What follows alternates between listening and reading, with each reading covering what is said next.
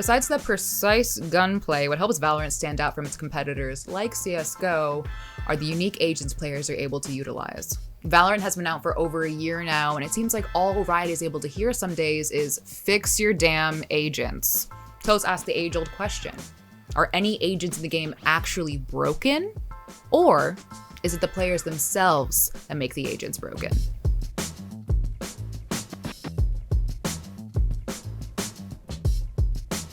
Before we get into the video, I have to remind you to like, comment, and subscribe, and don't forget to hit that notification bell. All right, I want you to picture this. You finished a few death matches, you hop into Discord with your friends or people you tolerate not to tank your RR, you have discussion about your team composition, and then bam.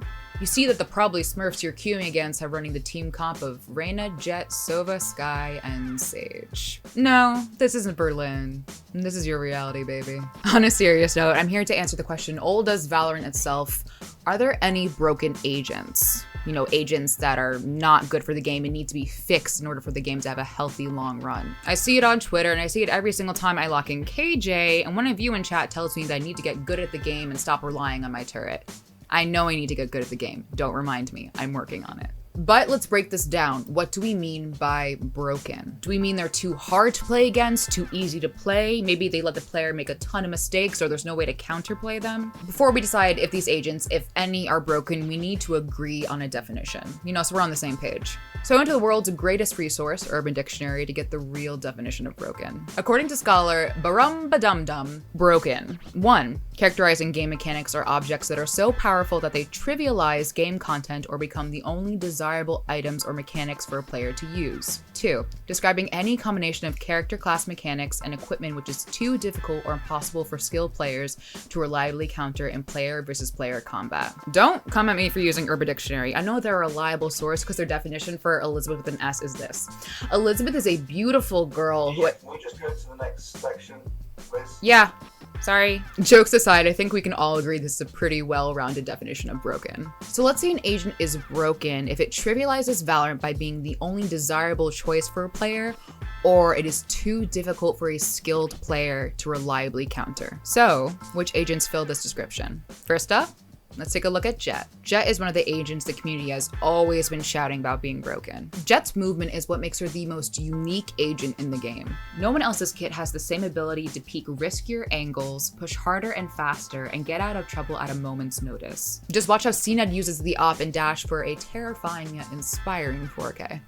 Plays are as well. They're full committing to it. A late lurk by Poor coming in through middle as they claim the site and now look for the plant, but in comes CNED. Gonna make it at least a little bit costly. There's absolutely no way that this player steps up above. He's challenged CNED and he's received exactly what you'd expect. Another CNED just keeps on going. 3 kills with the op, a tag into another, and this is getting scary with just one down below, trapped in. Russ needs to make something happen while Pora is making the short play, lurking out, trying to find space, but CNED picks up 4. On his stream, Shazam told everyone why Jett being the only viable operator agent is a problem. Okay.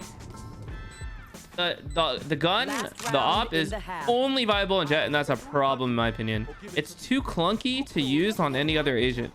And the problem is that there's not a lot of counter options to the op. Now, if you could use the op on other agents, you can counter a Jett just walking up with an op, or a Jett just taking a duel, a dry peek. Players may have another operator agent soon though, and his name is Chamber. Chamber's ultimate, Tour de Force, equips him with a heavy sniper rifle that kills on any direct hit and slows enemies surrounding the downed target.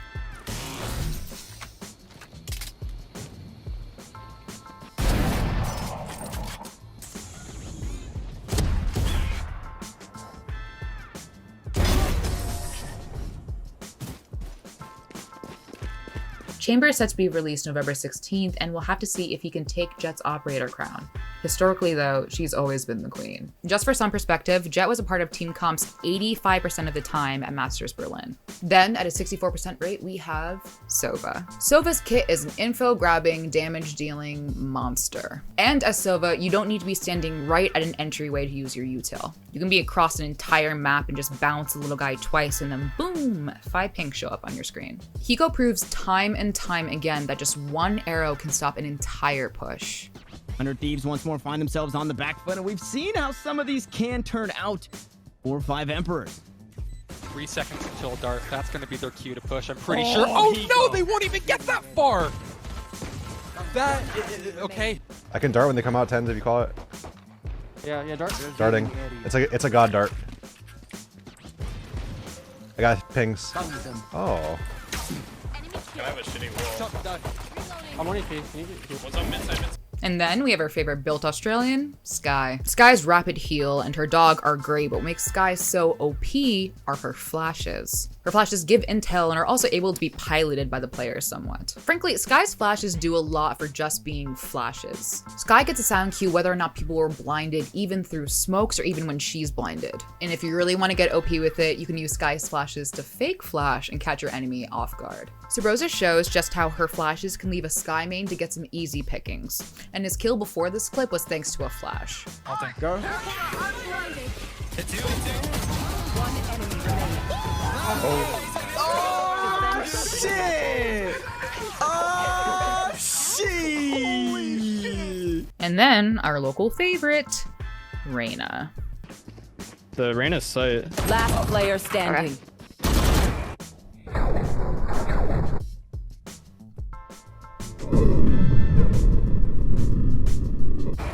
Where you're going?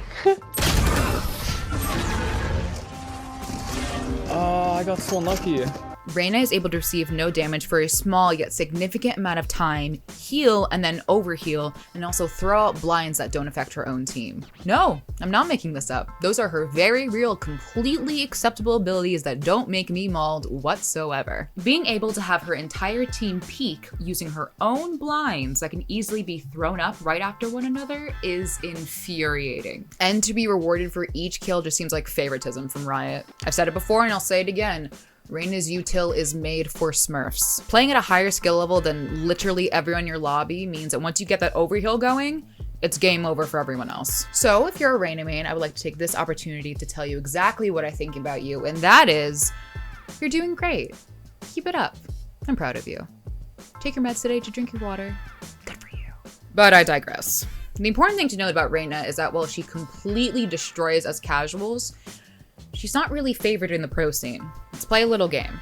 What did you think her pick rate was at Masters Berlin? The answer is 24%. How about Masters Reykjavik? 5%. The thing about Reyna is that she rewards getting a lot of frags and the people that seek them out. But the people that seek them out have to be stellar at shooting. If they aren't, her blind's a waste and she's going down. Reyna is a great individual agent for those of you who want to destroy some people in unrated, but in terms of team comp, she doesn't really offer much besides her push and her blind, and she'll run out of those quickly. She literally makes holes in the team she's a part of because of her lack of util. So, use her for your YouTube highlights, not for the open qualifiers, unless you are positive you can absolutely crush everyone that comes your way. And if you have that type of confidence and skill, please tell me how you got that. The reason she isn't used in the pro scene as much as she is at your level and mine is because as a pro, you're playing people who are, if not as good, better than you. And they'll have the util to combat you. Basically, she's underpowered in the pro scene. Riot looks at a couple of things, and one of the most important places is the pro scene. The professional scene in Valorant is still in its relative infancy, yet pros help dictate how us casuals play the game and what Riot responds to. Well, I'm thinking about a certain Viper nerf after Berlin, right, Nats? Despite making up an incredibly small percentage of the Valorant community, pros are influential in how we see the game and how Riot sees the game. In Riot's September State of the Agents, they had this to say. We just came off the heels of watching Stage 3 Masters. Yes, it was awesome. So now is the time we take to digest all of the play styles, strats, etc. from the tournament and see what changes could or should be made based off of those high tier games. There is a discussion to be had about certain agents and how they're chosen in every single professional match, so team comps are incredibly predictable, but that's the pro scene. Broken agents at the professional level does not mean they're broken at every level. Riot has a super difficult job when it comes to balance of players in like Silver 1 versus Radiance. Agents serve different purposes at different skill levels, and different skill levels are only able to optimally use certain abilities. I'm sorry, but I'm not going to trust a day 1 Raze flying across the map with her blast packs and timing it with her ult. nor would I expect that. But agents are still adjusted every now and then according to pro play. This is super important for Riot because they have to keep their pro scene as balanced as possible. The pros are the leaders in the scene. They help to set the tempo. Pro players are showing off Riot's product for the entire world to see at the highest level. It needs to be in tip-top shape. So, how many patches, nerfs, or buffs has each agent received? Well, once again, because I love you all so much, I went back into every single patch note and broke out Excel and did some calculations. The math I did shows this. Basically, every agent has received pretty much the same amount of attention, meaning that their skills were directly addressed by Riot, whether it was a nerf or a buff. Some have fewer because they haven't been in the game as long, but one patch note could be a variety of changes for an agent, not just one thing. Just as an example, let's see how Riot approaches agents when they need to make a change. Riot said themselves regarding Skye and KO that, in some ways, even the smallest tweaks can result in the biggest differences when it comes to the impact of flashes. So, as you'll see in the patch 3.06 changes, we provided a few light touches on those two initiators. The goal here is to increase KO's viability and reduce some of the frustrating parts of playing against Skye, like how fast she can capitalize on her flash. If these tweaks are not enough, we'll move the needle around until they are in a good spot. Promise. So, what have we learned? Are any agents broken in Valorant? You're gonna hate me, but no. An agent is only broken as the player is good. Agents like Jett or Reyna already lend themselves to skilled players destroying others, but again, agent is to broken as cracked is to player. Welcome to any game ever, where some characters are just better, more popular choices than others. And even a proto agrees with me on this. Broken? I don't know. I think there's some really good agents, like Sova, Astra. I think they're insanely good, but I don't think they're broken. Astra was broken, and I think the things they did to fix her made her worse. She's still the best controller by far. So I think that's not because she's really good. I think that's all because they need work. They need fixes to their kits. Like there's no reason to ever touch a Brem in this game over Astra or Omen. And even then, the gap between Omen and Astra is still pretty big too. So I think there's not really broken characters, but there's ones you should definitely aim to use. We may not have a broken agent per se, but that's not to say we will necessarily never have one. If a buff becomes too great and it isn't addressed, or somehow we have a new agent that has the best of all abilities in one, then yeah, we have an issue there. If we see an agent that absolutely has to be chosen for your team's success, then we'll have a conversation about that agent. But as of right now, we really don't have that situation. Valorant is still very much a game based on your team composition. So at the end of the day, personally, I don't think any agents are broken by their design alone. It is the player that makes them broken. I would be a terrible Jett. I've tried it once, never again. However, I have gotten many people in all chat telling me to get a life by using my Killjoy util, and that took me time to learn and adapt. And there, my dears, is the point of an agent at all. Please feel free to leave me your 3-point thesis statement in the comment section below as to why Jett is like actually really broken and I'm an idiot. I promise I'll read it and take it to heart. And I mean, we all know the most broken agent of all is Brimstone. But that's just between us. And then we have our favorite built Australian, Skye. Hook you. Hook you. Hook you. Gordon. Flash out. Flash out, exactly, flash out. Or she goes, good bud. That's my favorite one. Good bud. When my favorite line of hers, when she's like, 4 a.m. run if you lose, or something like that. And I'm like, okay.